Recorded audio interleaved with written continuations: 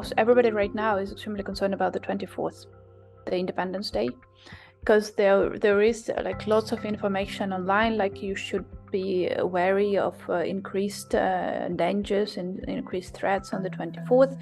In case there is air raid alert, please go down to the shelter, which of course people are not doing in Kyiv for quite some time now, because it just makes no sense. There are air raid alerts like 3 times a day, like you just can't interrupt your life all the time for that. And but for the 24th, they said like you really should be going to your shelters.